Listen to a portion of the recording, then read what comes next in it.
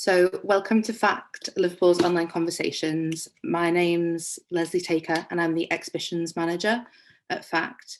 This is the first of a series of online talks that brings together artists, researchers, activists and educators to discuss, share stories, create ideas about how we can build frameworks for resilience, which is something we're all talking about a lot. Sorry, I'm just on there.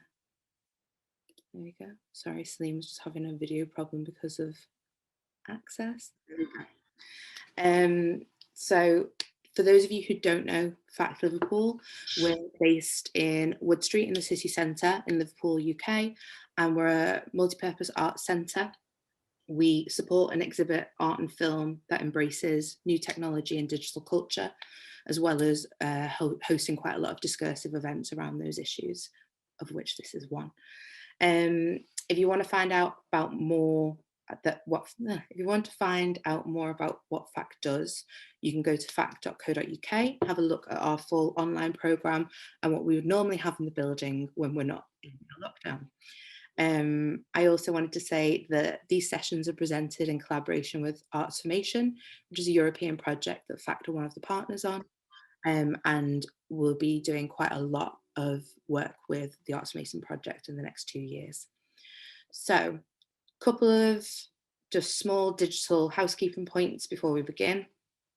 At the bottom of your screen, if you want to, you can activate closed caption or activate a live transcript if you need that. We'd recommend the transcript because it's a little bit better. It is an AI closed caption, so it's not always great, but we are going to record the whole suite of sessions and publish them online with full human subtitles after the fact. And we'll send that out to all participants who've signed up for the newsletter as well.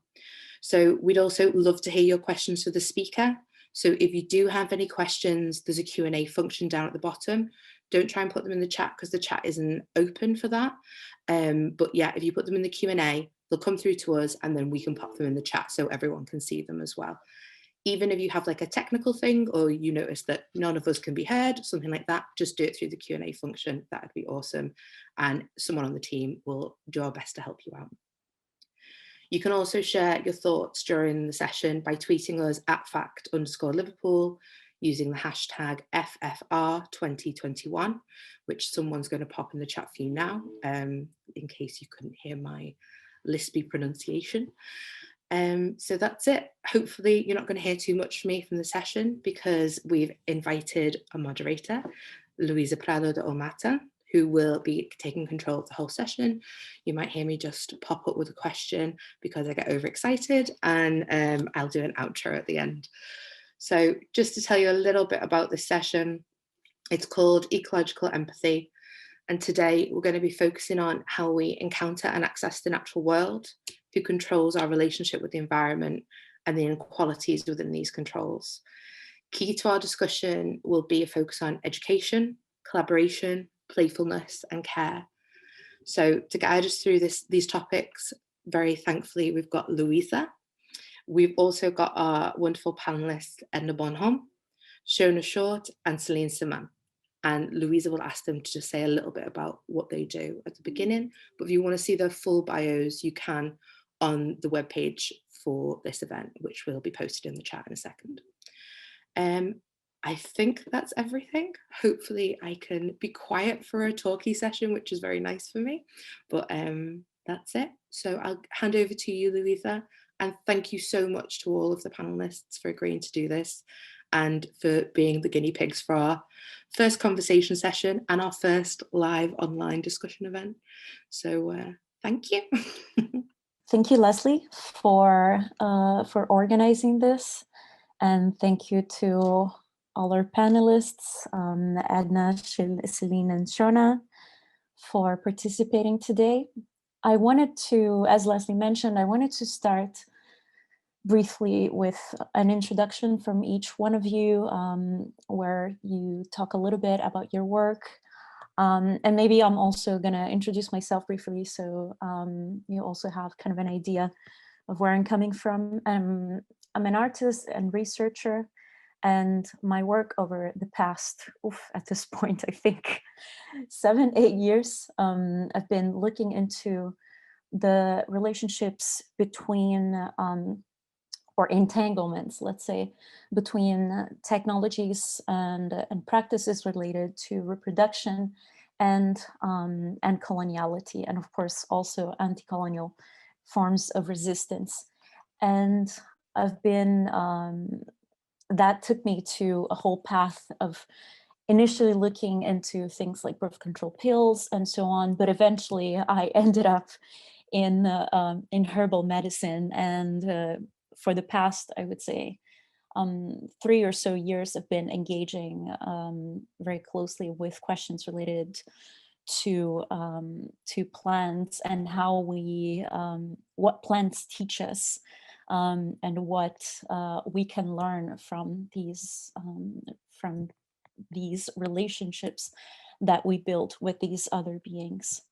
And also, particularly, I've been very interested in the networks of care, which is a big subject today for us, but the networks of care that emerge also around that, around particularly when we think about reproductive medicine and herbalism as forms of intercommunal care within marginalized communities. So that's kind of where I'm coming from. And I would like to now invite you to talk a little bit about what you've been doing, what you've been up to. So maybe let's start. Who would prefer to start? Shona, Edna, Celine?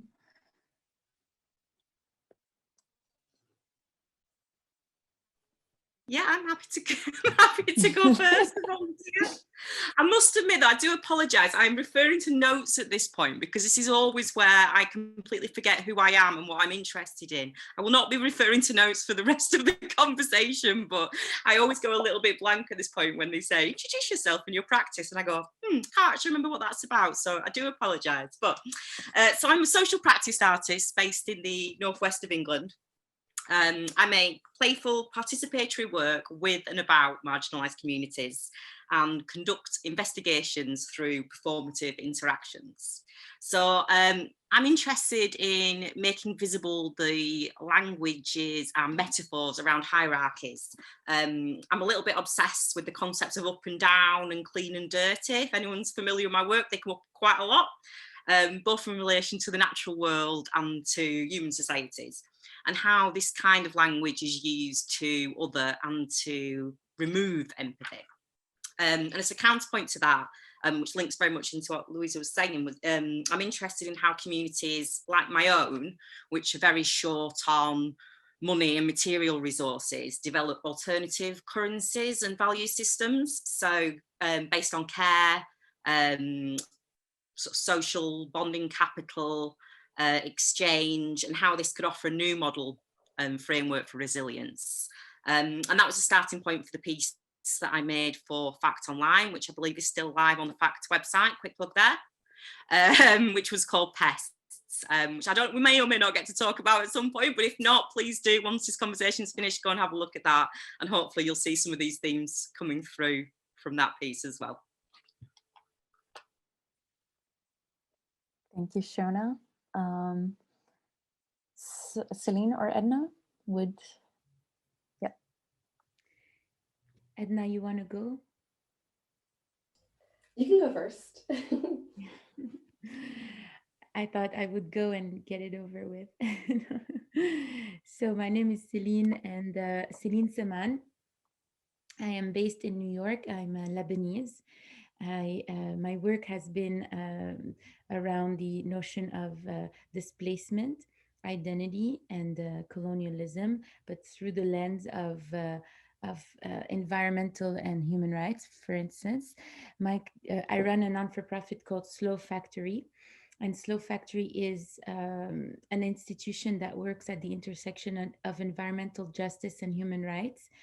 And the way that I came to this work, let's say, it's through a lived experience. I'm a first generation war survivor. I've escaped the war with my family as a child.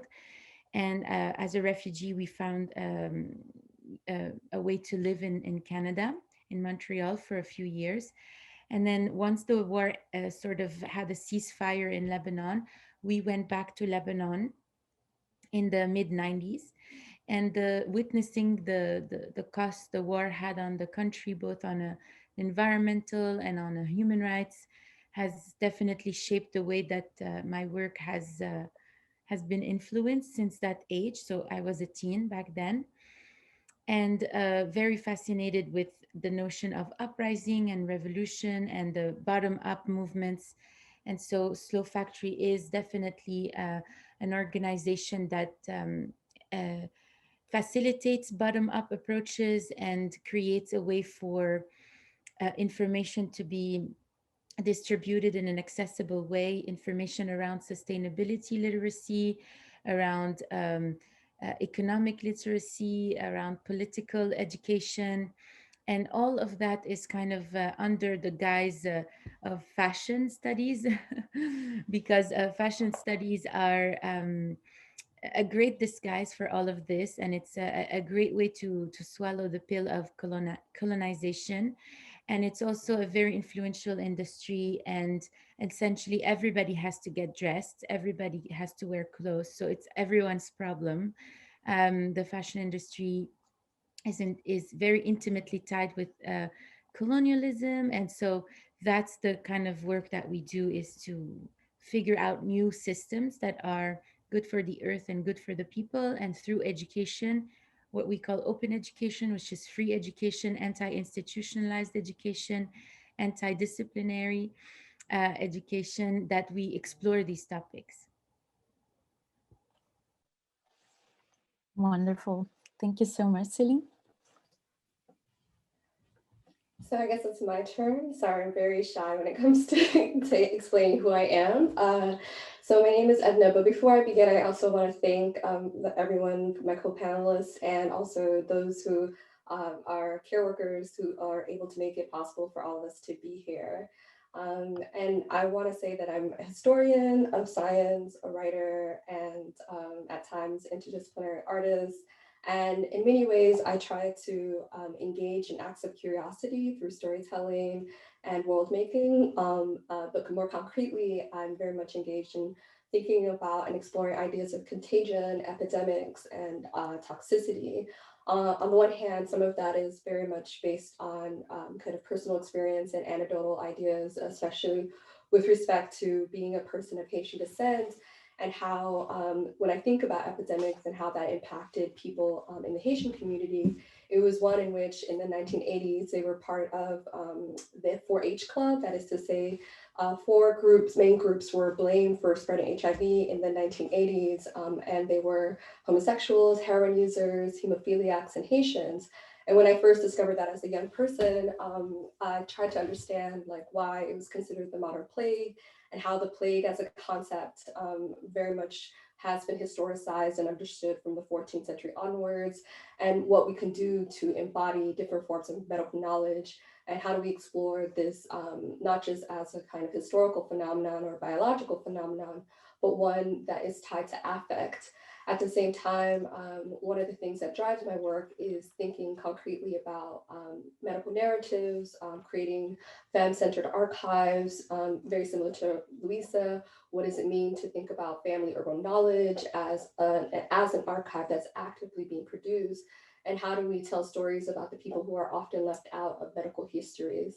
So those are the things that inform my practice. One that tries to overturn and really challenge the stereotypes that exist upon people who have been historically vilified by the histories of medicines, while also reclaiming and trying to hold true and fast to activists who've been very great about rallying for medical equity, such as ACT UP during the HIV/AIDS epidemic, or people who are trying to find ways to highlight the disparities that disability people are impacted by, and really trying to ensure that marginalized people are front and center when we think about health and healing practices.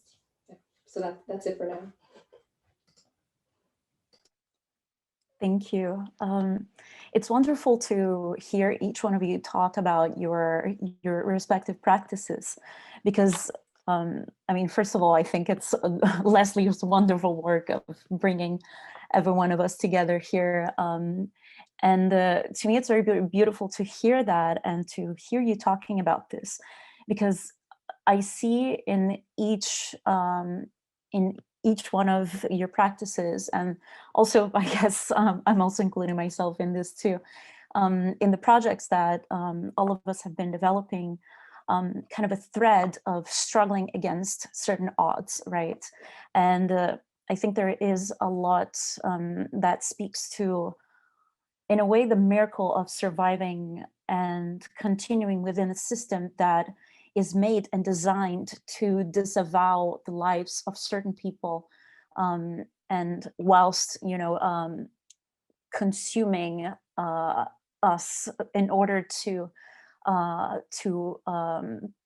promote and further the life of others.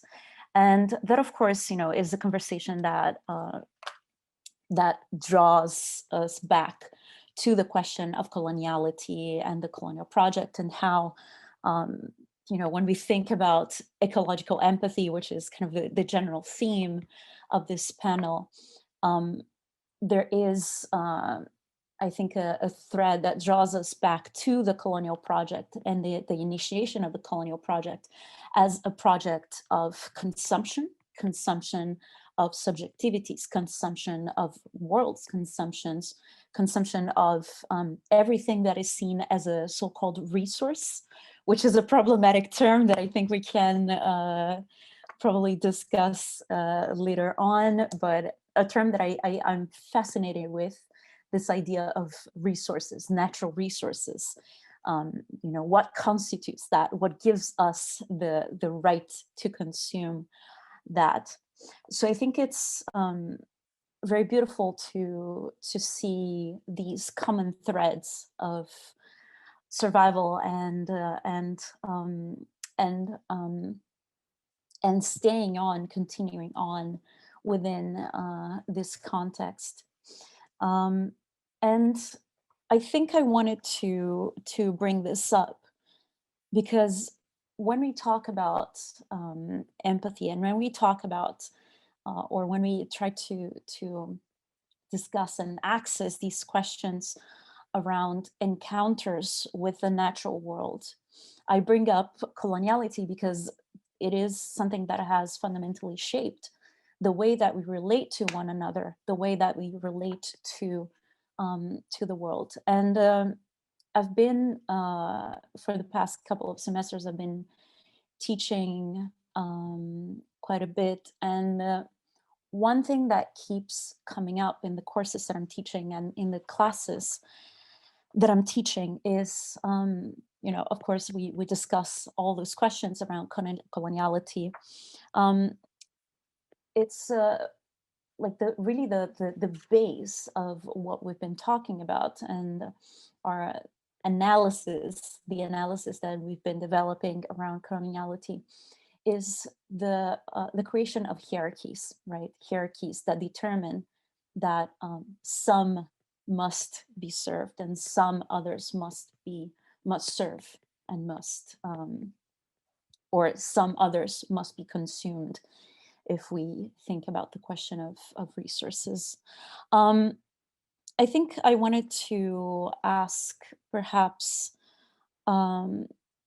first this question, perhaps explore this question around resources and around consumption, and a consumption that is not only of, you know, objects and things, but also of peoples, because I think it goes around everything that you've been discussing. So I wanted to ask, how do you, particularly, I guess, maybe let's start with Celine, if that's okay. Thinking about this question of resource and consumption, how do you approach in your work and with the Slow Factory and with projects that you've been developing, how do you approach these questions around the let's say unequal distribution of empathy really, and personhood and subjectivity that leads to these inequalities, and that leads to the creation of a world and a context where some are afforded nothing while others are allowed to navigate the world pretty much without accountability. Thank you, Lisa. What a question to start my morning. It's quite early here in New York. I mean, not that early. It's 9:25. I think the question of equality versus equity is important to look at from the beginning. What we look at Slow Factory is the discipline of equity-centered design. And instead of looking at it from the perspective of human-centered design, which was a discipline designed literally by a few white men, which is basically the entire discipline of design. They have a lot of blind spots when it comes to equity. And equity was introduced later on with the equity-centered design project, and this idea that it's not the equality or the redistribution of resources alone, it's also looking at justice, looking at acknowledging the inequalities that are justified by colonialism, justified by white supremacy, continue to be imposed in such a way by a hierarchy of value, human value, resources, a political value, ethnicity. Everything is weighed on a certain scale that is completely fictitious, but that is imposed and that is adopted across the board. And so when we are looking at, okay, how do we redistribute resources to all people? How do we install empathy? How do we work around empathy? There is a lot of unlearning that needs to happen in that level, because when we come with a sense of empathy, a lot of times the ones that are the most privileged are going to want to save, quote unquote, others. But this notion of saviorism, is also problematic, even though if it comes with a lot of good intention around empathy or around sympathy, it's not possible to implement before we look at equity and justice, and before we really decentralize, let's say, the conversation, the narrative, the who gets to talk, who gets to share. Because oftentimes in these topics and disciplines, we are looking at being the voice of the voiceless, which is extremely violent, let's say. And with the rise of social media, we've seen movements like pass the mic, like don't be the voice of the voiceless, just let others tell their own story. And if you don't understand them, that's because they don't necessarily want to code switch, they don't necessarily want to be understood in an easy way. There needs to be unlearning, uh, and the creation of a common language, but an effort that is now and disproportionately on the shoulders of the less fortunate, the less privileged, what we call the marginalized or the oppressed, the global minority, which in fact is the global majority when we look at it. And it's on the shoulders of the misunderstood, the oppressed, the marginalized, to code switch, to try to communicate in a way that is understood by the global north. And therefore I think there needs to be readjustments of this responsibility, and the desire to learn the other should also come from the privileged, the most privileged, in unlearning their own biases and adopting uh, and engaging in learning, in this ongoing learning in a very humble way, to be able to come closer and closer to this other part of the truth that they don't have access to.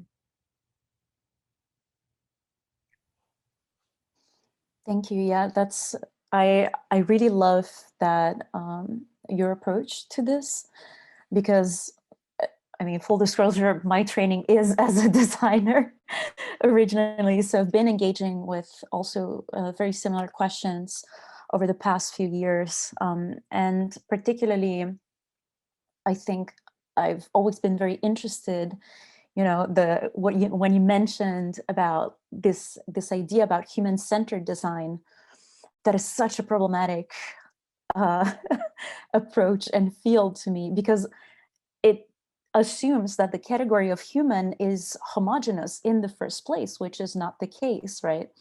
And I think also in the work of Edna and Shona, this also appears, this question, the problematics of the category of the human, and assuming this homogeneous nature to the human that is not true, because there are inequalities that we need to deal with before we even begin to talk about that. So following up on that, I'd like to ask then perhaps Edna, you already mentioned a little bit of this in your introduction. Would you like to talk a little bit about how do you approach these questions in your work, and the category of like human, and these questions around equality and equity? Mhm.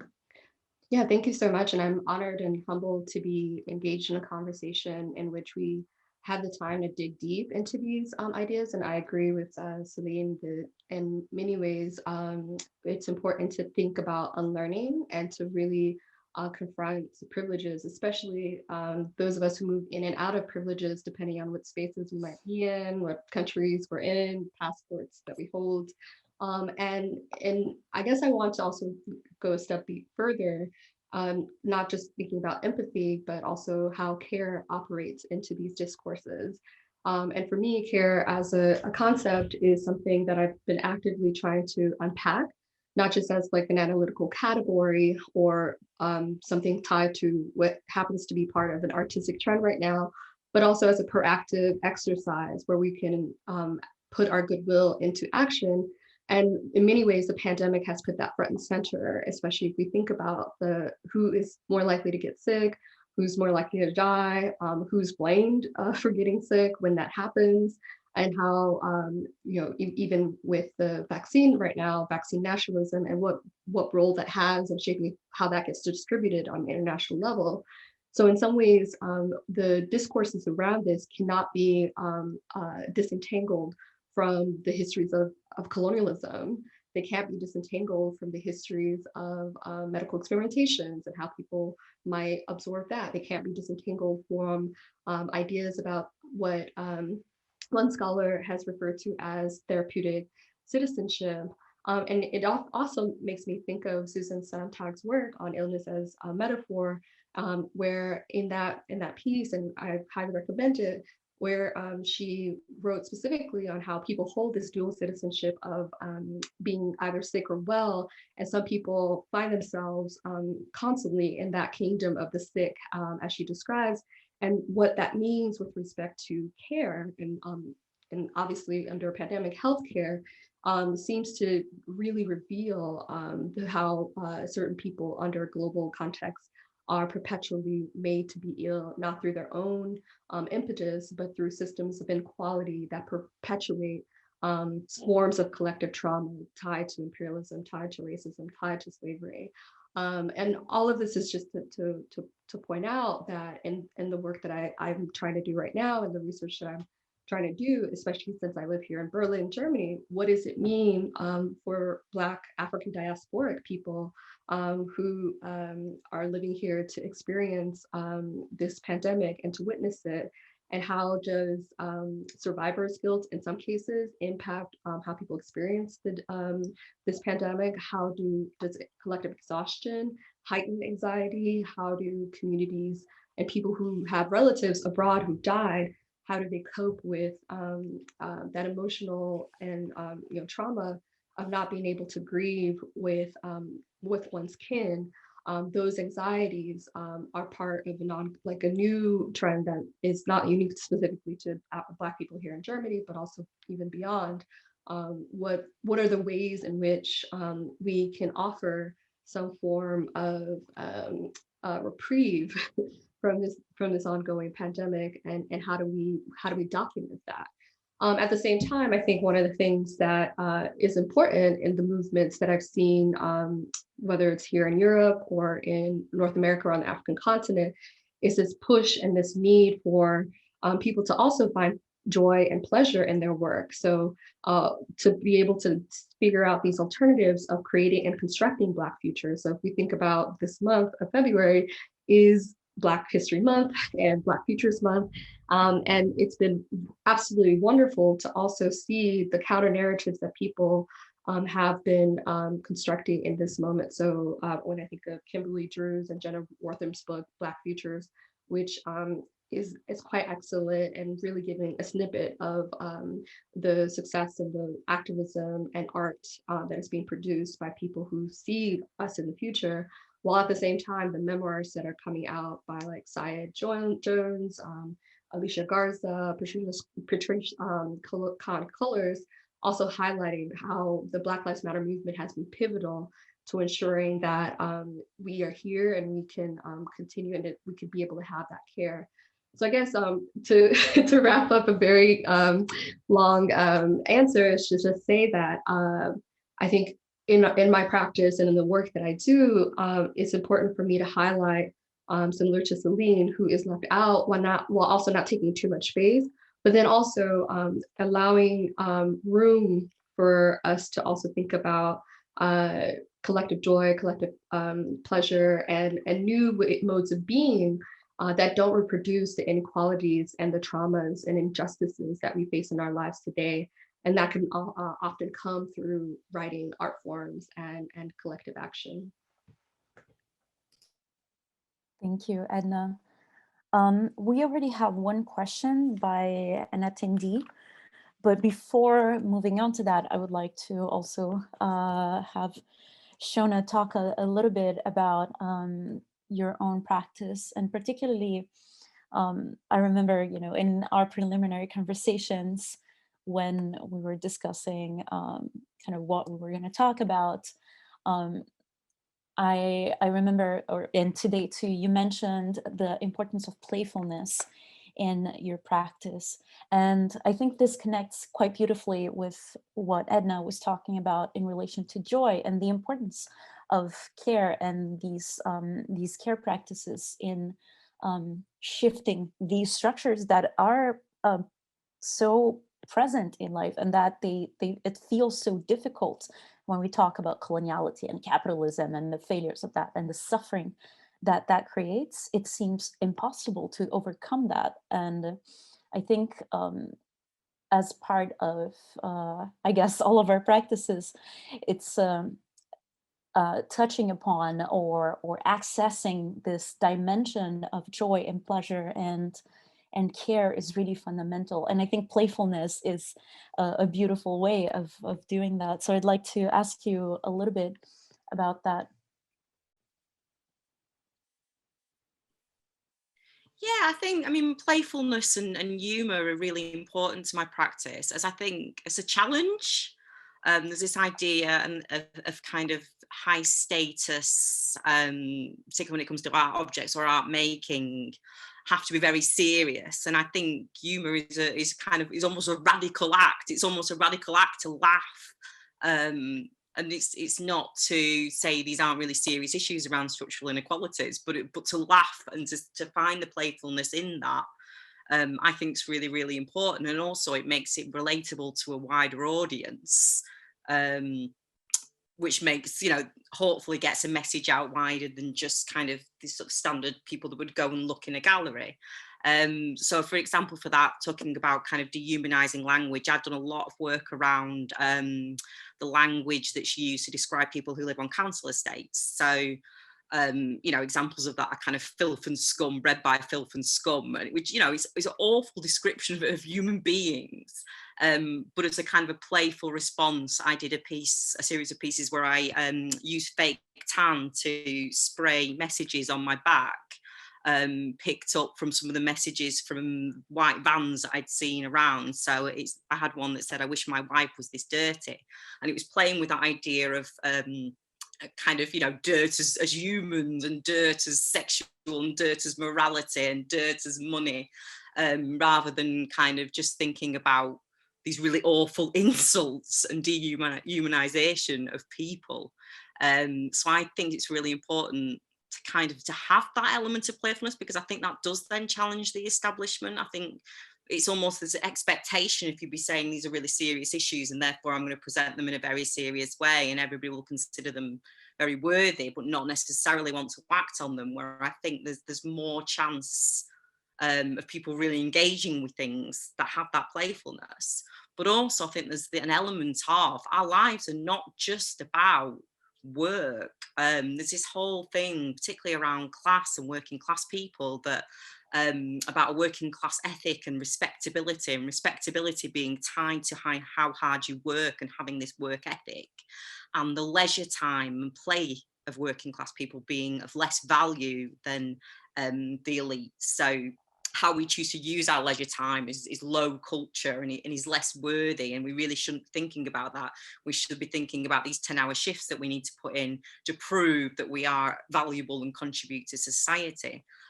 So again, I'm working on a project on that on the moment, and really just saying we have the right to play, we have the right to be joyful. Our lives are as full of joy and they're as full of grief as everybody else's lives. We are all human, and I think that's really important to kind of to not try and make any one group of people in any way homogenous or unnuanced when trying to look at this idea of kind of empathy. Thank you, Shona. It's really nice to kind of have these different overviews that still connect in so many ways to kind of start this conversation. And as I mentioned, we already have one question or two questions at this point by attendees. So I'll start with the first one. So we have an attendee who asked, would it be possible for the speakers to give any concrete examples of things they did or made or actions they took to help illustrate the discursive points that they make? So is there is there any project that that you think would connect, that you would like to mention, in that kind of illustrates this and connects to these conversations that we're having? I can go first if no one else wants to go.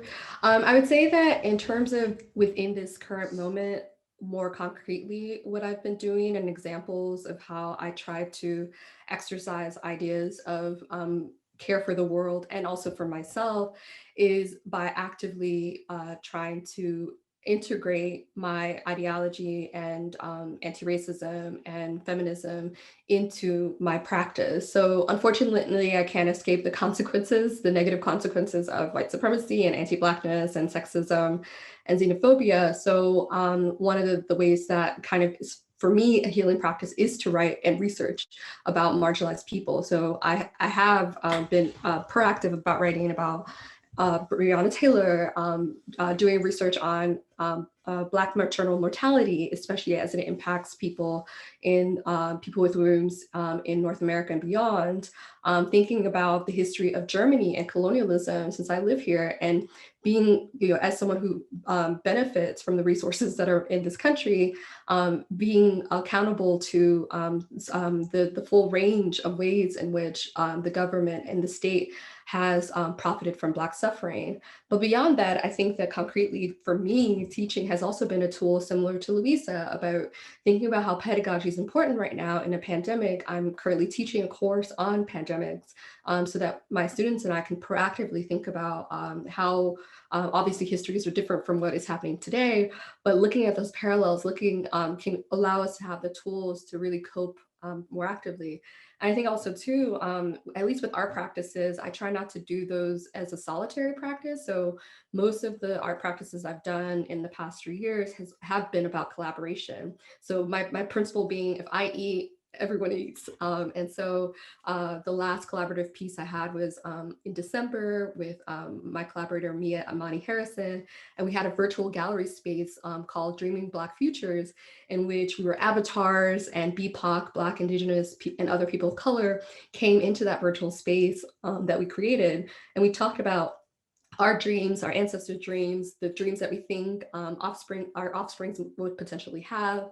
And having those spaces have been very important, but those spaces, the writing and the pedagogy isn't enough. I think beyond that, donating to mutual aid funds that directly impact the most marginalized. So transgender people, Black people, migrants, there have been plenty of mutual aids that I've contributed to, and then also protesting when it's necessary. So, obviously socially distanced and with masks. So supporting the protest here that were for the Nigerians who were against SARS and the policing, as well as the BLM solidarity protest here. And I guess the one thing I would end with, which is I think it's also important for us to take care of ourselves as we're doing all of this stuff. So learning how to rest, learning how to explore nature, and learning how to slow down. And this is where I think Celine's work is particularly important, that as we are fashioning new narratives and new worlds for each other, as we're providing care, we also have to learn how to provide that care to ourselves. So one of the things that I think is important in this moment is to explore nature if one has access to it, to take walks, to really use nature as therapy, as to give the space for us to be able to do more as a collective, as opposed to going through burnout. So that balance is so necessary if we're going to have any substantive long-term impact on the world.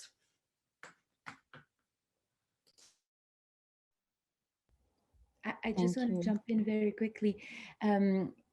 That's amazing, Edna, what you said. It's so true. I feel like in the work that we do, and of course, depending on which culture we come from, the relationship to joy, the relationship with rest is broken in many ways, because we have had to survive, or to be on survival mode for so long, that it's not reconciled with the notion of staying still or being present with our bodies, ourselves, taking care of ourselves. And specifically as women of color, I'm sure in Black women, Indigenous women, brown women, Arab women, we tend, I don't want to generalize, but for me as an Arab woman, in our culture, we put ourselves last. Like, we are going to just do everything for everyone else and forget about ourselves. There's this global culture in the global south that's about a competition of generosity, if you will, which does not exist in the global north. So when you travel to the global north, you tend to get taken advantage of very easily, because there isn't any understanding in the culture and society that this is a culture of reciprocity. And Indigenous knowledge understands that and articulates that really, really well. I think that I've learned a lot from reading Black authors, Indigenous authors, because they've had the way to articulate these things that we also believe in. And we I feel like this rest, this joy, this being in a place of peace is not only restorative, but also allowing us to articulate words, to articulate the lived experience, to be able to put to paper, like you're saying, Edna, to be able to write, to research.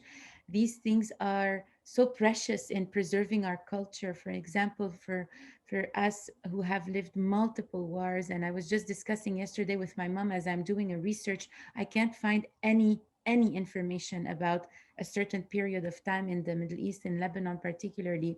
There's literally nothing. And she was like, you need to talk to the oral historians, because these are the ones who are collecting this knowledge. And I was like, oh my God, where do I access those guys? They're not on Twitter, they're not anywhere.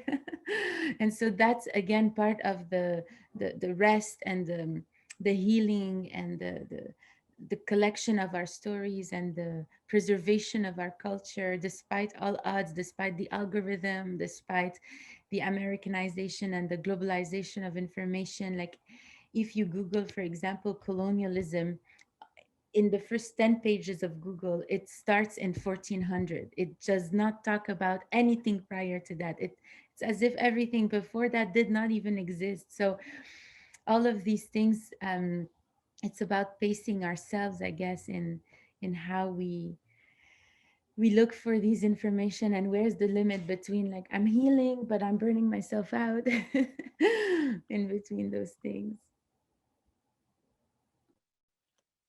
I think there's a super interesting question here that actually connects to something that I've been thinking about. And then actually Edna and I were part of a podcast kind of panel conversation where we kind of approached this. And the question that we were discussing there is, so once our survival then is predicated on constantly saying yes, and constantly making yourself available, constantly being there and working and doing things, how do you even learn to say no? It's a massive task.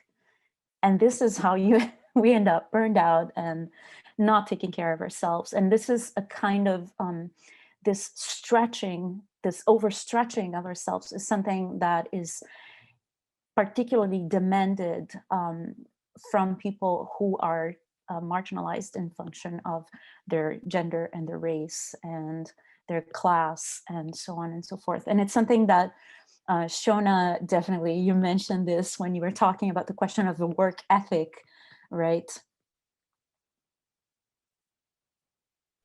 Yeah, I mean, I think if anybody does know how to say no, if they could pass that information on to me, that would be wonderful, because it is something I have yet to learn, because you live with the precariousness of, if I say no to this, then I am shutting something off that will then lead to, you know, me back being in a situation which actually is, you know, for me and my family is very precarious, and it's really, really hard to say no. I think it's much, much harder for people who live in that precarious situation to say no, and to allow the time for self-care and rest. I think there's a wonderful project from the US called the Nap Ministry that talk about rest as a radical act, sleeping and napping as a radical act. And I absolutely love that project. And yet somehow, even as I absorb that, there's a part of my brain saying, but that's not for you. You can't afford to nap, you can't afford to rest, not just from a financial point of view, but also from that judgment point of view, from that that usefulness. And I think that comes back to what you were saying about what is a resource, and the idea of the working class in Britain, but also kind of low status communities across the world being seen as a resource in terms of usefulness, of having to earn their place somehow, of what I say, what you can contribute, how hard you work. So I've been doing some research around a writer, an amazing writer, sort of rediscovering her work, Ethel Carney Holdsworth, and she talks about how she was a mill worker from Lancashire in the early 20th century, and she talks about how the only use that the working class have to society is their hands. We're useful for our hands, but the rest of us isn't useful. You know, the rest of us is not. And the rest of us is just seen as excessive. And if they could cut off our hands and just have those operating machines, then they would do.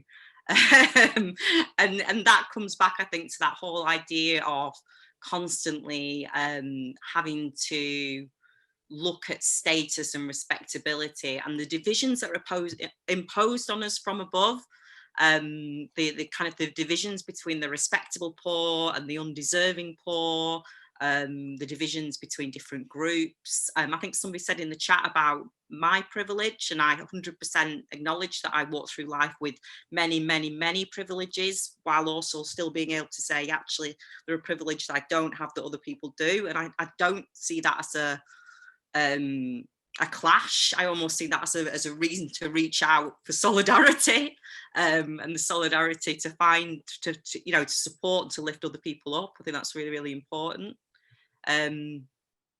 So yeah, I've got more the question. I'll throw it back to you. No, it's it's wonderful to also tap into this question, because it reminded me even of the expression earning a living, right? Even the fact that we talk about living in those terms, earning a living, like as if not every human being was inherently worth of life, in no matter what they do, no matter, just for being a human living being. But I'd like, I think, to kind of continue, because now the questions are starting to really come in, and we have several already. So there's one question specifically for Celine that we have here, moving on, that says, what Celine mentioned on human-centered design resembled a lot to my design school days, sadly, as well as to my routine at work. As a Brazilian working in tech in Berlin, I see more than the issue with the framework is an issue of non-diverse teams. My question is, what are frameworks that you can recommend to stir such debates, most importantly aiming for faster results in hiring and empowering more diverse teams to result in more conscious product design practices? Wow, what a question. um, I mean, there isn't any quick framework or quick recipe I can share that's like, oh, just do this and that, you know? I'm so sorry. There's so much. I always say you have to become a professional troublemaker internally within the organization you are hired to do work. And by professional troublemaker, I mean, you know, of course, we're talking here about good trouble, which is, you know, not the work that I didn't start up with this idea, but the idea here is to talk about things in a way where, and it's very hard, and oftentimes it's the most oppressed person that has to talk about those things. And oftentimes I would be in a situation where people would be like, okay, Celine's going to explain things, and go tell them about it, and then I become the responsible person to educate or explain or do the translation between the group and the ruling group, the oppressed group and the ruling group, or like broker kind of like a sort of an agreement as a diplomat, which I am not. I'm a designer. So there's not a framework that's very easy to be like, okay, go do this. However, I would encourage the organization and everyone within this organization to engage in collective unlearning, okay, or collective open education is basically what we offer at Slow Factory. It's free online open education, peer-to-peer education, anti-institutional, anti-disciplinary, meaning we create a lot of parallels between different disciplines. It's taught and led by Black, Brown, Indigenous, Asian, minority ethnic folks from the global majority, and it's offered free. And a lot of companies are tuning in and listening to these important conversations because there are ways for people to, and I saw in the question, like I identify as white in white supremacy, but how do I, you know, basically go past the guilt that I feel to unlearn things? How do I go past the the fragility, I guess, the white fragility, the way to fight it or to debate it, because it's attacking your identity. And so I guess there's a lot of these classes or seminars or open classes that are being offered. And for us, it's offered for free, but we do encourage a generous donations, particularly from folks that need it the most. And and I guess that companies that engage in listening to these things or engaging in unlearning or continuous education in that space benefit so much more, because there seems to be a feeling of community then within the enterprise. You know, changing something is not through a framework. I always say it's through the culture. It's through the culture of the company. If the culture of the company is um, interested in bridging the gap between their values and their action, then we have a collective spirit within the company that will hold each other accountable to push for certain things that are around um, the goals, the big lofty goals that the company has has identified with, you know? Does that make any sense? It's not one framework, it's the culture, and it's through unlearning and through education and through engaging in these types of uh, of um, of materials that are offered and available.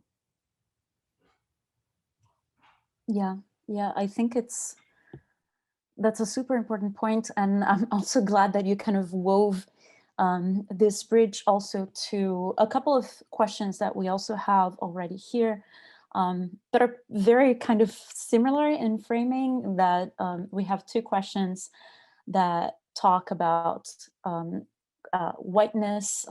Specifically, there's one question, someone saying, I fit into the category of white privileged. How do I prevent myself from becoming defensive and instead learn to unlearn my biases, have more empathy and care for the marginalized? And that was followed by another question for Shona, how to navigate the idea of white privilege when your own lived experience is under-resourced. So I think there's kind of a lot of intersections here, and I use the word intersections very consciously, I think, right now, because after all, these are questions that pertain, I guess, to intersectionality and how certain identities and certain ways that we navigate the world cannot really be disentangled from one another. But I wanted to hear more from you, Edna, Shona. Would you like to comment on this?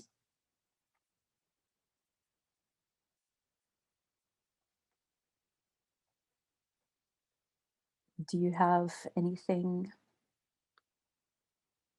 I'm waiting here, but but if anyone doesn't want to volunteer, I don't mind talking about it. As I said, I think I mentioned in the last sort of answer that I'm aware of my privileges, very aware of my privileges, and also aware of what I don't have and where I am excluded, and the challenges and obstacles that for myself, for my community, for my children, etc., etc.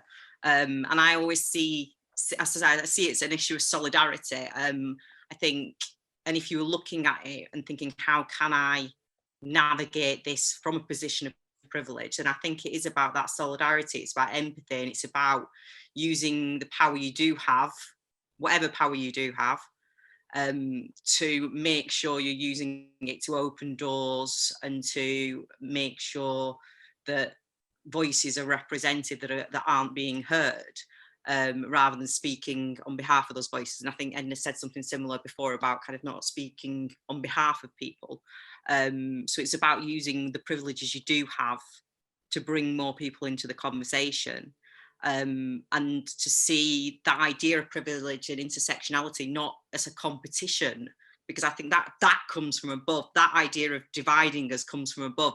It should be a case of, actually, if we're being oppressed and we're being oppressed for different reasons in different ways, there's an element of how do we join together and knock that system down, as opposed to allowing a few people at the top to let us make those divisions wider.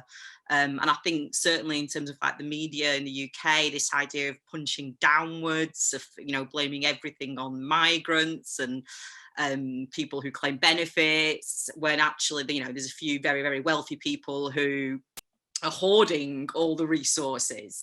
So it's that element of who's kind of sowing those divisions, and while still being able to recognise different privileges, to be saying this is what should bring us together. This is not what should divide us. Yeah, and I think there's a very important question here also, that it's interesting how the conversation is kind of naturally flowing towards a lot of the points that are being raised in the comments and in the questions that we're getting. But there's definitely this point that Shona, you just mentioned, and Edna already mentioned too, of the question of not speaking on behalf of people, right? And whenever I think we start talking about this, we start talking about how to I guess, handle the immensity of these structures, how to tackle that. There is often, in a way, I guess I see that in the comments a lot, a fear of being perceived a certain way, particularly for the people who are writing these questions from a position of being privileged and so on. But whenever we start kind of going down this path, I'm very often reminded of the work of filmmaker Trinh Minh Ha, who has this wonderful concept of speaking nearby. And she, right in the beginning of her career, I mean, many years ago, she, the first film that she ever did called Reassemblage is a critique of the ethnographic film genre.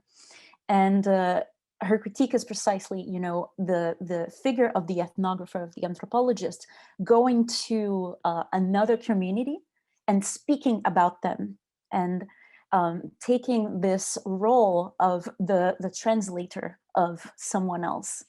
And instead, what she proposes in her work, what she discusses a lot in her work, is the idea of speaking nearby, not speaking on behalf of someone, but being there, being present, and understanding also the opacities and the things that you are not able to see from your perspective, but trying to create these articulations nonetheless, and trying to connect, and while being conscious of also your position in that. And I wanted to also ask Edna, because you've been, you talked quite a bit about this in your kind of initial input, and I wanted to hear a little bit from you also in relation to this.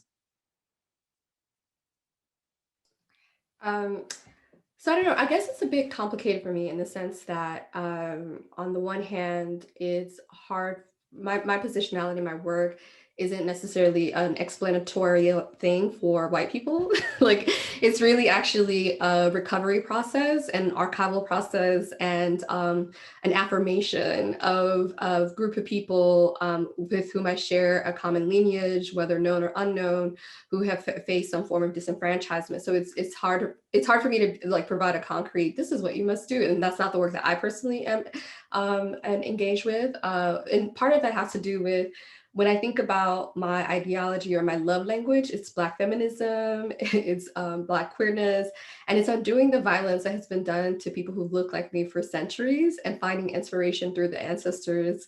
And it's really trying to undo that damage in a world that thinks that Black women are incapable mothers, that thinks we're insufficient athletes, that think that we are not rigorous intellectual thinkers, ones that, as Dorothy Roberts has written about in her book, Killing the Black Body, that really shortens our life. And so part of my work, and I agree with Shona that it's important for solidarity to be the practice, and it's important for people to see each other as equals, but there's so much damage and, you know, anti-Blackness that people have absorbed. And yeah, Frank Wilderson III has written about this in Incognito and Afro-Pessimism, just that like how anti-Blackness works every day to kill the imagination of white people. Like, you know, Claudia Rankin has written this on Don't Let Me Be Lonely, I think, yeah, that one, where, you know, that lack of imagination about the potential of people who look like me is so endemic. It's just, it is a pandemic that has been killing us. And so I in my work, and how I work, I write, and how I move through this world, I'm trying as much as possible to undo that work, whether it is internalized or not. But it's one in which is tied to some of the things that Celine had also brought. It's like, when we want to change this world, or at least shake things up in institution, it means democratizing knowledge. It means democratizing information. It means, redistributing resources. It means reparations, like actual reparations, even if it might cause discomfort. And that is a conversation about, you know, the material wealth that Europe has stolen from Black and Indigenous people has to be reckoned with in a systematic level. And it's going to require not just like a one, check being given to someone, but a reshuffling of knowledge and information, of artifacts, of peoples, of memories that have been stolen from us.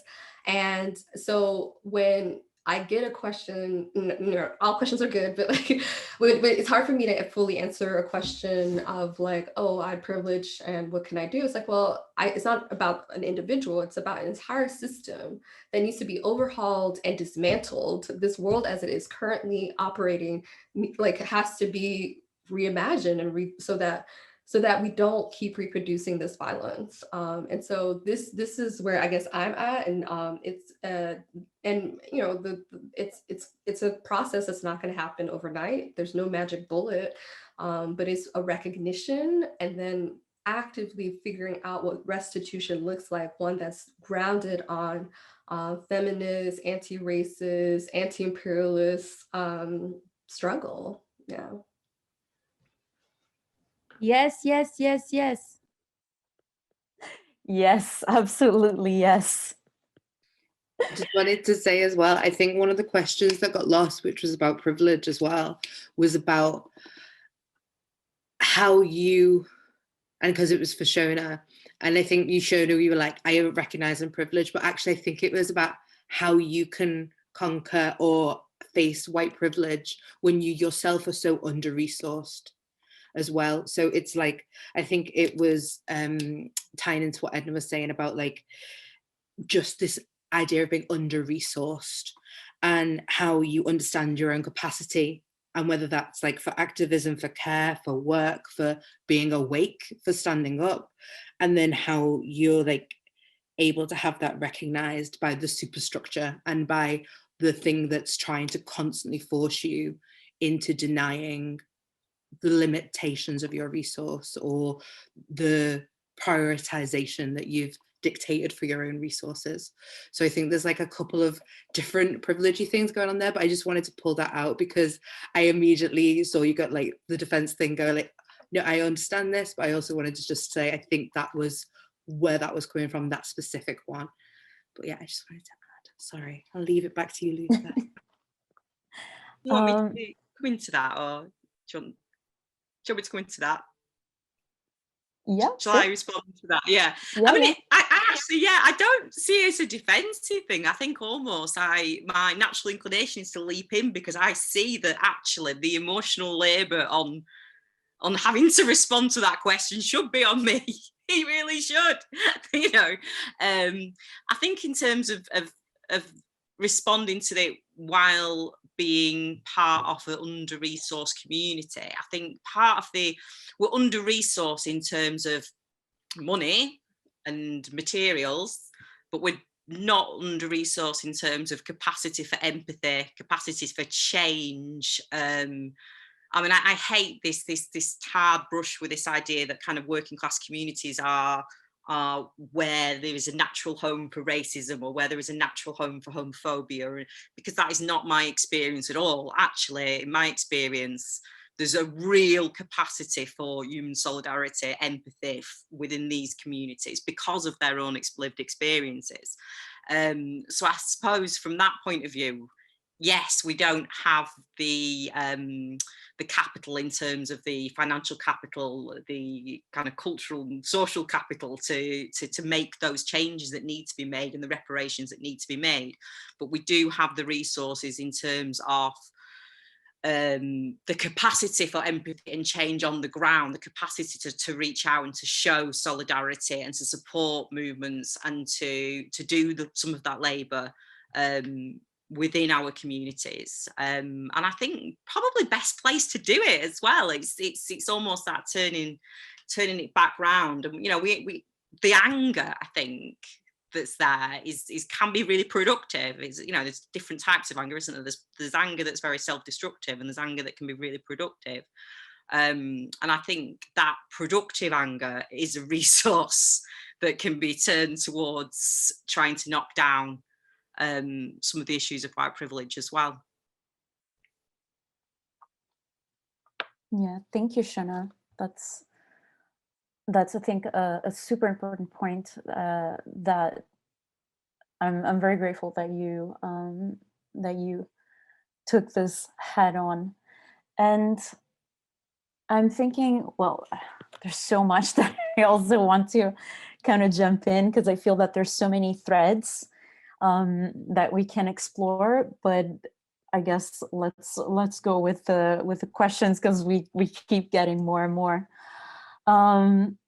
So there's a question from an attendee saying, I wonder if this discussion around napping and rest, which is something we've been circling around, specifically from the perspective of women, is part of the reason ME? Can you please clarify ME? And chronic fatigue was not believed for so long, and we still struggle to be taken seriously, even by our families and friends. And they comment also, the topic of chronic illness is quite loaded. Just to clarify, ME is like a chronic fatigue syndrome. So it's how it's called here. Okay. It's like a long-term illness that can have many, many different symptoms, but the most common is like extreme tiredness, to like the point of not being able to move or be awake, or yeah. Okay, yeah, thank you for clarifying. But does anyone have any comment in relation to that? I mean, of course, when we talk about healthcare and we talk about healthcare structures, how they deal with people is fundamentally different. And I think particularly, Edna, I know that you work a lot with the history of pandemics and illnesses. So would you like to kind of jump in on that? Yeah, I think the question around pain and illness and chronic pain and illness, especially in the context of North America and Europe, places that I've primarily lived most of my life, is designed in such a way that the pain of Black people isn't often recognized, to the point that it can lead to premature death. One of the major examples of that, which I've written a little bit about, is the question around Black pain and people with wounds, and what is termed maternal mortality during birth, and experiencing mortality in that way. And I say people with wombs, or people who give birth, to acknowledge that non-binary people and transgender people are also giving birth and are part of that system. And part of what goes on and has been documented in the cases, at least in the United States, where maternal mortality for Black people is higher today than it was 30 years ago. And a lot of that has to do with endemic racism in medical institutions, people not being believed, the pain that they experience, the assumption that they can handle it and aren't being provided with the same kind of care and attention. And some of the more famous cases of this, of near-death experiences, has been documented by people like Serena Williams, like one of the greatest athletes alive today, and even Beyonce, who has more money than I will ever even be able to see or imagine. And so the fact that even amongst upper class, very elite Black people with wounds, that there's this phenomenon of near-death experiences for something as intimate and deadly as giving birth goes to show how much of an issue that pain isn't acknowledged or recognized. And even on from a personal anecdotal level, as someone who battles with chronic pain, and how medical institutions have either in some cases dismissed that pain, or in some cases have provided care, has been an ongoing struggle. And it would not be, that struggle on one hand is tied to my gender, my race, in the case of Germany, also being a migrant, and then also being a darker skinned Black person, and what that comes with, and how colorism and anti-darker skinned Black colorism impacts one's ability to get care, if one even has healthcare. So there's so many complications to it that has been well documented by people like Keith Wayloo, who's a history professor at Princeton University, who's written on pain, especially tied to sickle cell anemia and other forms of pain in that history. And people, historians such as Harriet Washington in Medical Apartheid also documents this a bit in her work as an African American scholar and historian. I think one of the things that has helped in the process of like acknowledging that history is to say, okay, what do I do with that history? How do I try to change that? And what has been really great is the work of Black doctors today who aren't only using that history to empower themselves as medical practitioners, but also to empower the communities that they come from. And if we think about the history that, for example, Alondra Nelson has written about in Body and Soul, where the Black Panther Party when they formed, they also had like community health clinics and provided community care so that people could at least, even if they didn't have help, like a formal healthcare program, were able to get their basic needs taken care of. And this is very pivotal and important to ensure that Black people could get their basic situations taken care of. And also if people weren't able to afford medication or a doctor's visit, then the community would come together for that.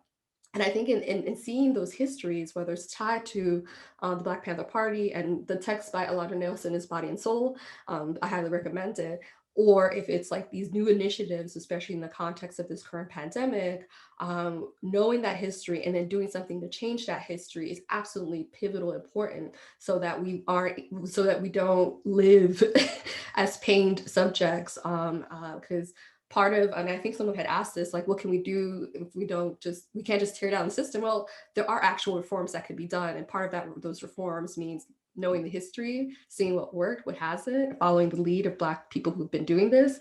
And then also just like adopting, Robin D.G. Kelly's ideas of freedom dreams. Like, what does it mean to imagine? Collectively sit down and find the time to say, these are the things we want, these are the things we need, and we don't have to compromise on it. That imagination is so important in a moment where capitalism would love for us to not even think for ourselves. Capitalism would love for us to be working all the time. But actually, if we want to embody a revolutionary spirit, if we want to change the world, that means actually spending the time to imagine, to think, to dream, and to put that into action as a collective. I just want to jump in really quickly. I put in the chat here about a documentary that was released not too long ago called Dope is Death, which talks about the life of Mutulu Shakur, who is still in US federal prison at the moment. Mutulu Shakur was one of the Black Panthers in Harlem who started a clinic, an acupuncture clinic that was free and accessible to all. And it was a detox clinic for detoxifying against heroin, because at the time there was the heroin epidemic that now we talk about in terms of opioids epidemic. But at the time it was heroin, it was vilified, it was introduced by the government itself to weaken the neighborhoods of Harlem. And then later on, the President Nixon had introduced methadone, which was again another opioid, another addictive drug that did not solve the issue. And the reason why the clinic was completely dismantled was because Mutulu and all the practitioners were put on the most wanted list, most dangerous people in America, because they were threatening the health business system that America thrives on.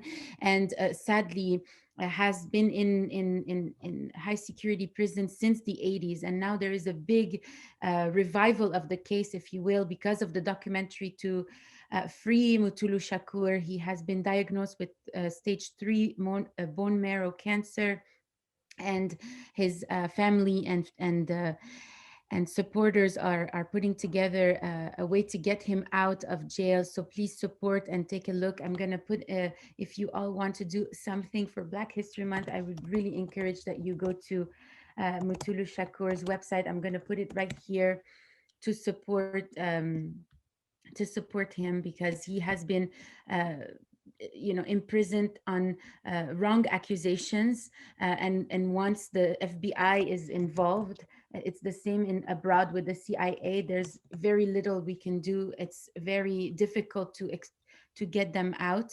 And so this is important if you want to do something for Black History Month. Of course, not just one thing, but this is a very important thing, and it's related to what Edna was saying about the access to health, the access to healthcare, sorry, the access to free healthcare, also natural or in this case acupuncture, which is a non-chemical health solution, let's say. And so please take a look at the documentary, it's beautiful. Thank you. And I love that we ended up talking about the Black Panther Party, and that we kind of ended up in this direction, because I think if, you know, I highly recommend that everyone who is watching this definitely take a look at the actual programs of the Black Panther Party, because we have a couple of questions about imagination and how do we imagine worlds otherwise, structures, you know, how do we dismantle this? How do we navigate this? Which is something that we've been kind of going back to, a question that we've been going back to. And there is so much imagination in those programs. And you know, they had the healthcare programs, they had the free food programs, the free breakfast for school children programs. So they have, if you look, there is a book, I'm not remembering the name of the editor right now, but it's from the Huey Newton Foundation. And it kind of describes all of these different programs in the Black Panthers Party, that the Black Panthers Party was developing and was working on. And if you look, you know, there's explanations on how to articulate like a free food program, for instance, or what do you need to, like, what kind of reach out do you need, what kinds, you know, what each person involved in a program like this needs to do, what are the roles. It's super, super interesting. And it is, I think,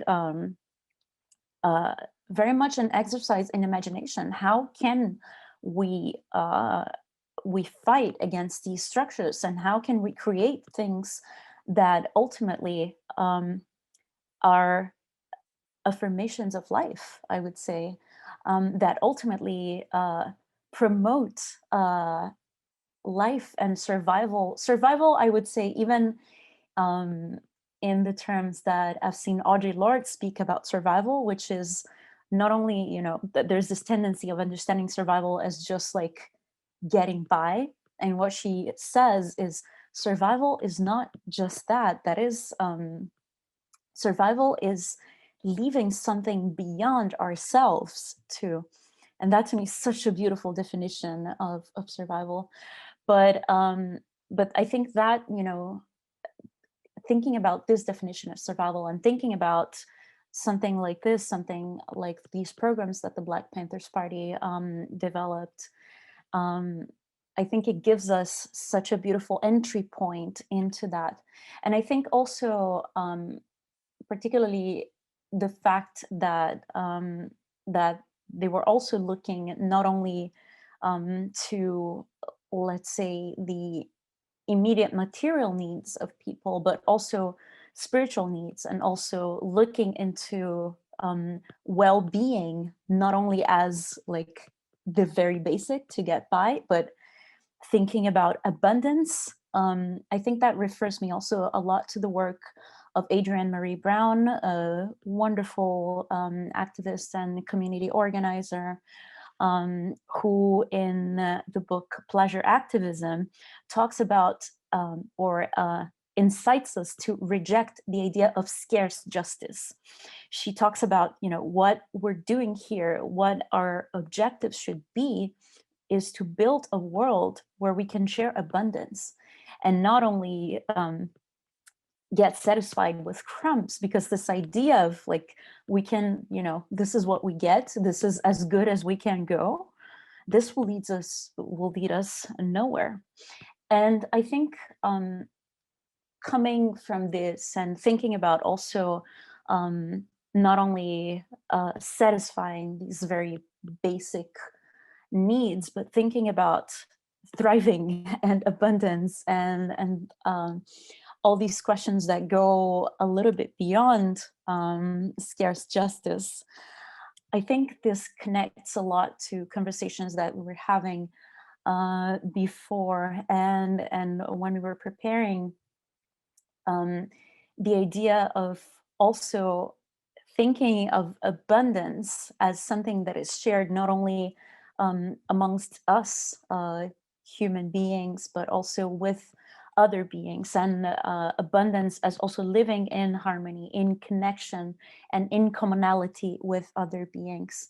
And I wanted to bring the conversation a little bit more towards this, and thinking about how these processes of learning and unlearning the harmful, let's say, standard behaviors or standard ways of navigating the world of capitalism and coloniality, to learn and imagine and be able to have the space of imagination for building other worlds. How do you kind of navigate that?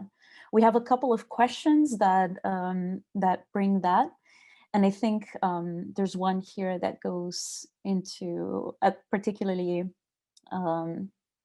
yeah, like thinking about being in nature as like a way of healing, and connection to nature also as a practice of care and healing. And I wanted to hear if you have something to say about that.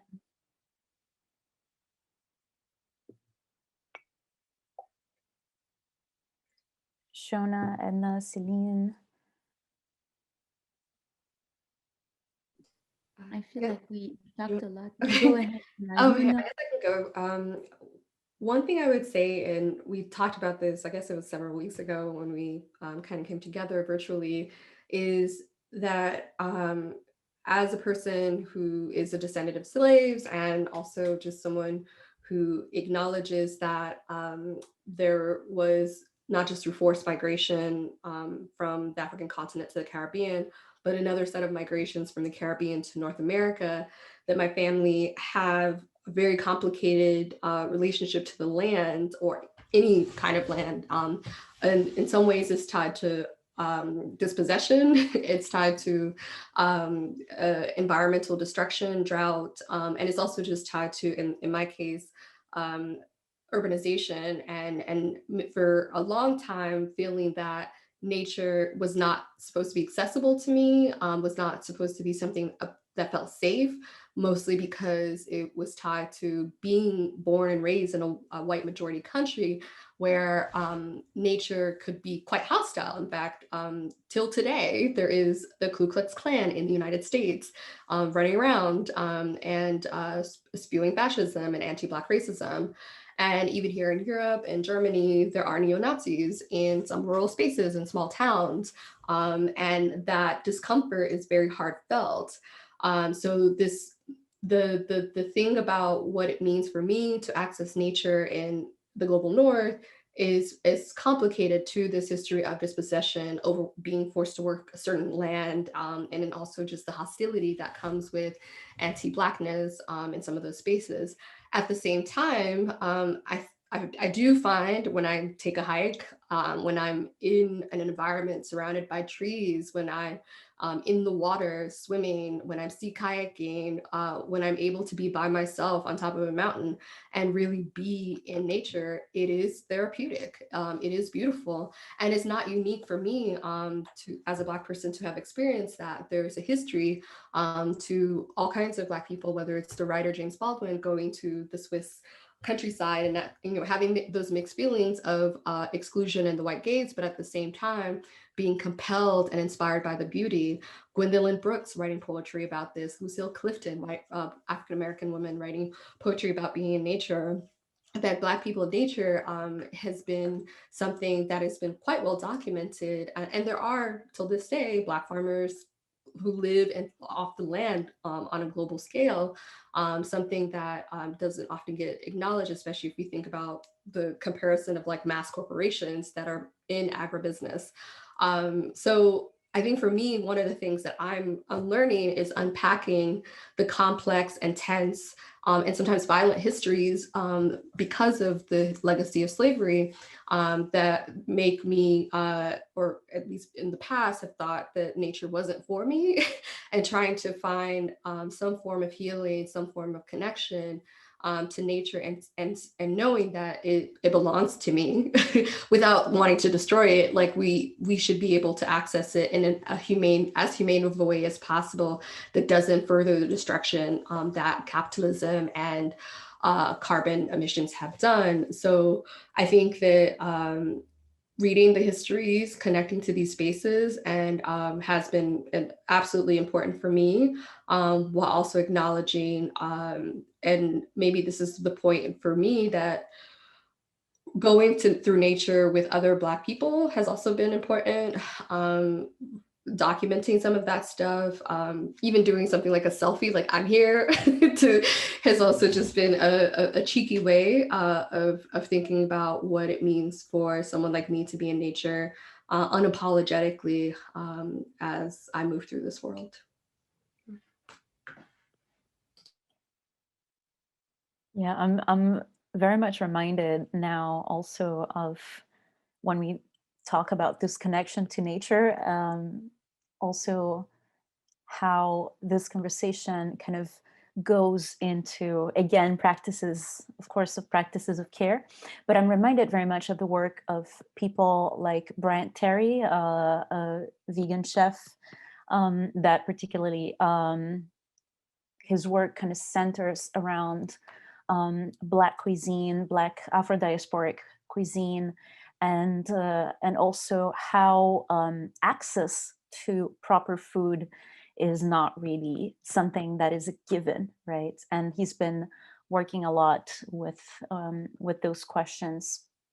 So I think we can perhaps kind of go here, because I think this of course pertains to practices of care, and when we talk about like food, which is a topic I love, but when we talk about food and when we talk about food as care, and also as a way of strengthening bonds within communities and bonds of kinship, right, which are not necessarily family, but bonds of kinship even beyond the concept of the nuclear family. We're talking about affection, and we're talking about also kindness, which is a theme in a question that we got here also. So I'm going to kind of bring this a little bit in that direction. So this attendee says, having been in a life-threatening natural disaster, I experienced on a profound level the importance of kindness. It stayed with me ever since, and I've witnessed its power to transform. Just wondered if the panelists wanted to add anything in relation to that.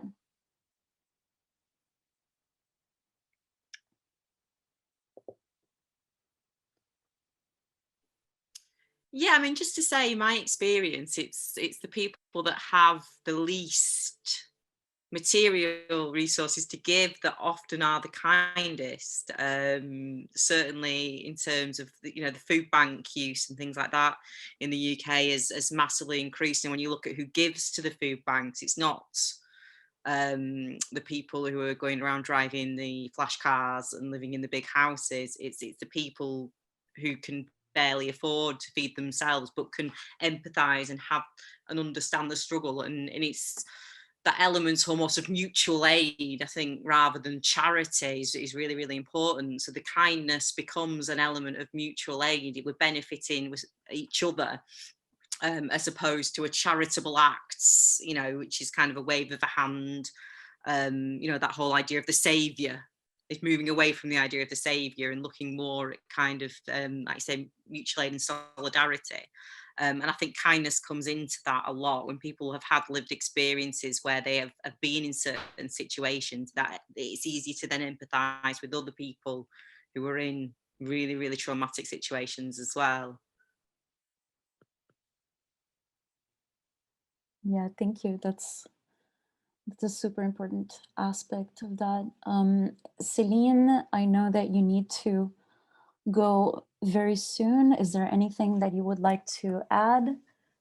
I just want to thank you all for this very inspiring conversation, and I hope we all stay connected. And thank you for the wonderful questions. And again, I would encourage the audience to go further than asking questions, but to take significant steps towards their own unlearning and their own history, because again, all of the things that we're talking about, whether it's the the cross Atlantic slave trade, or the war in Lebanon, or the the war in Vietnam, or what happened to indigenous people all over the world, it's not our history. This is also your history, and this is how you can be a part of it in a way that's meaningful, without having to lean on anyone to give you the information, but to go actively looking for this information, and to take on the responsibility to address your own internalized um, bias, your own internalized racism, colonialism, the way that your mind is structured, the way that you evaluate value, and you attach value to certain things versus another. It's like a whole journey.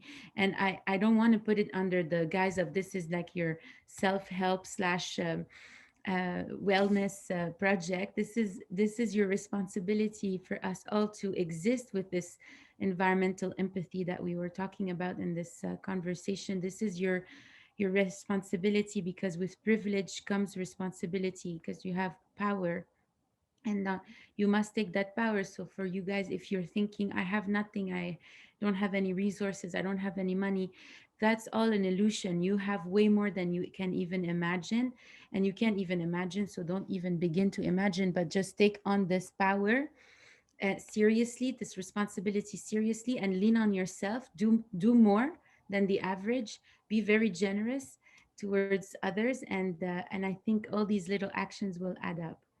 And I want to thank you, Luisa. Thank you, Leslie. Thank you, Edna. And thank you, Shona. And I'm so sorry I have to leave, but I have something at 10:40, and it's been so long, but thank you so much. Thank you, Celine. Thank you. Thank you. Bye.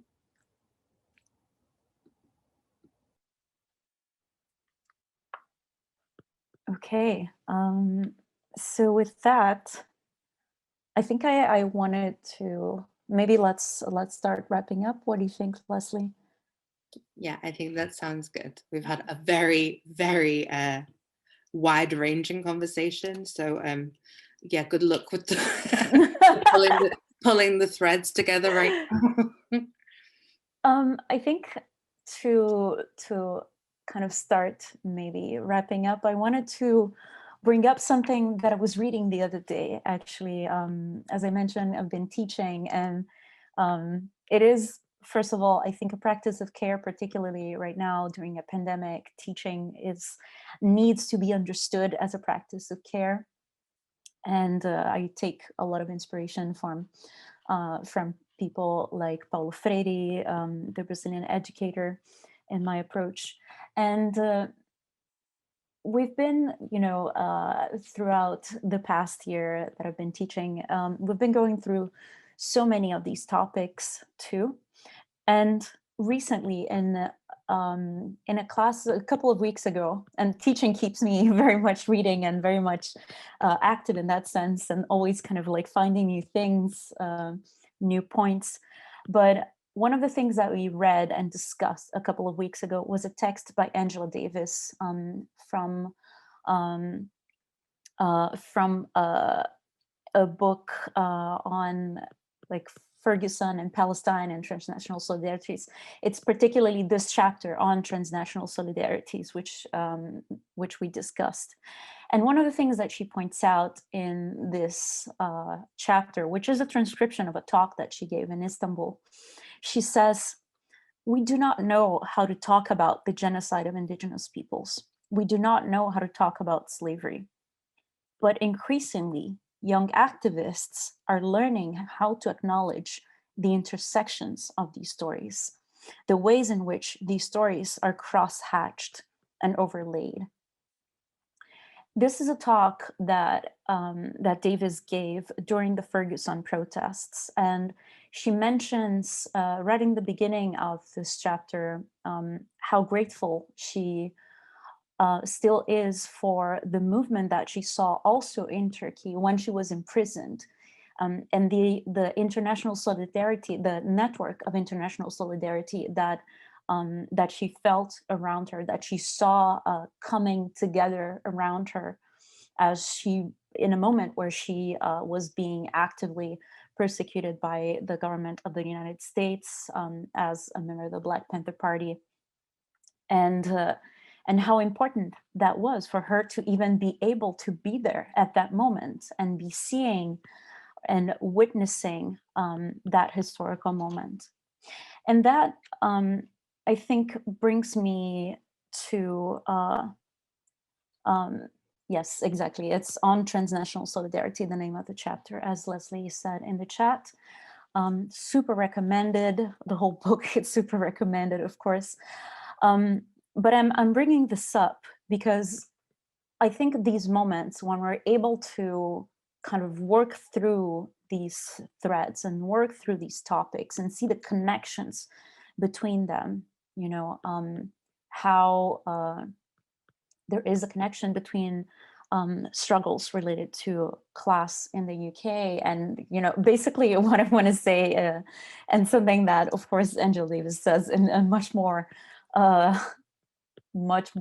would say, coherent way, but and it's something that I guess is repeated a lot in activist circles, and I really do believe that it is true, is that it is impossible for any one of us to be liberated if others are not.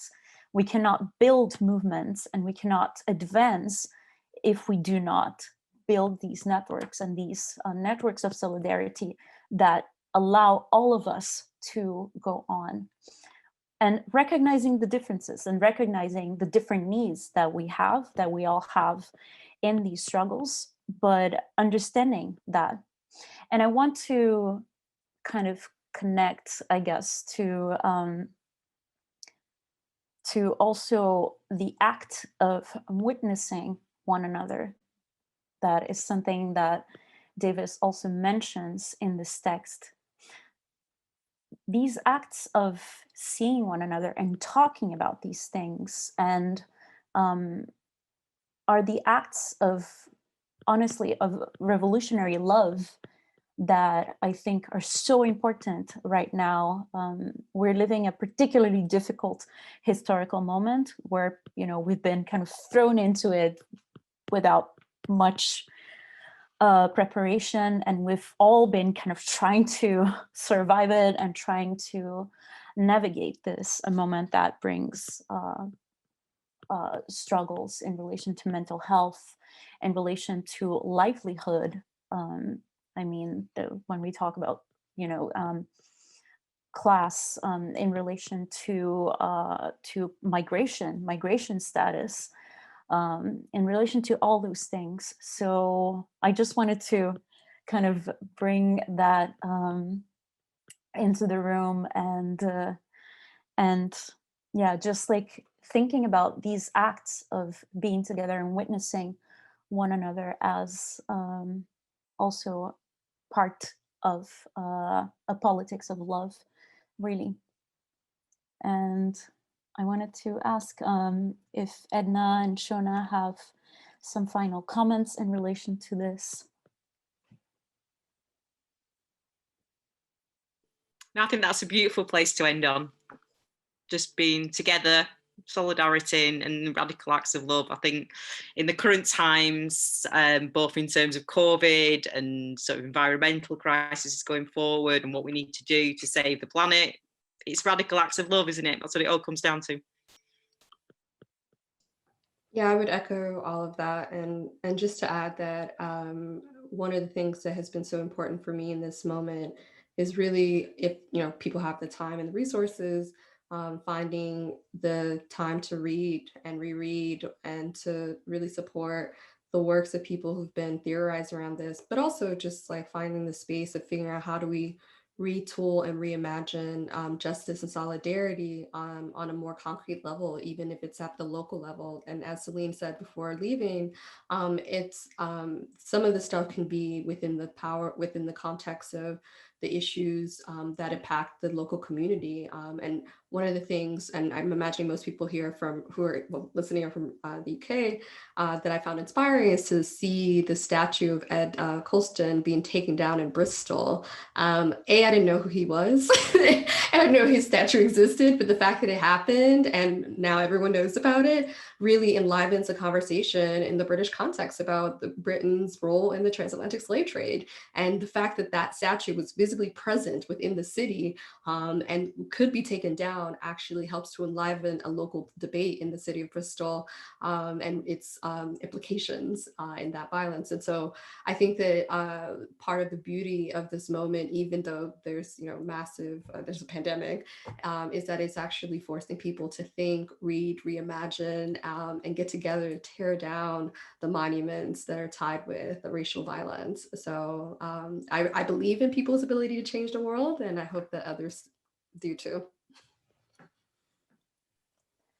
I just wanted to add, just to thank you guys so much for this conversation. I know it went in a couple of different ways all the way through, because we were obviously responding to people's comments and contributions and questions.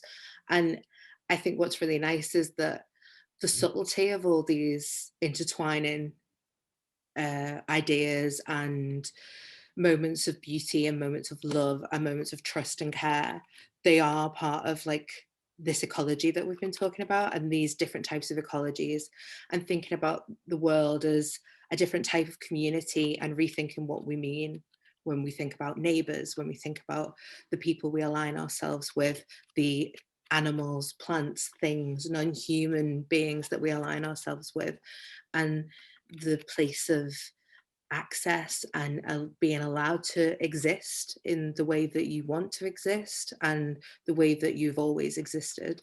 I think that all of these conversations are part of, that intersectional approach that you were talking about, Louisa. And although it may not always be super obvious to everyone in the one moment how these things lay over, the second you start to pull the threads together, you realize that they go across everything and everyone. So I think it's been really beautiful to have such a wide-ranging discussion, and thank you so much for responding so honestly, genuinely and thoughtfully to our audience's comments and questions. And yeah, I just wanted to say thank you so much. Thank you. It's been wonderful. Thank you. Thank you so much for inviting me to be part of it. It's fascinating stuff. I wish we could carry on for another 3 hours, but probably we won't get bored. So. Do that over a wine when we're allowed to have a wine. Oof, yeah. Oh my God. I think if that's it, I'll do a little outro and just wrap up for fact if everyone's happy. Yeah. Thank you, Edna. Thank you, Shona, Leslie, Celine, and Fact. It's been great. Thank you. Is it okay if I click on the leave button, or do I stay on? I don't know how this works. How do we wrap up something like this? It's awkward. I never know.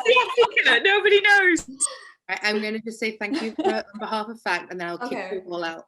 But yeah, so thank you again to Artsformation for helping sponsor this series of talks.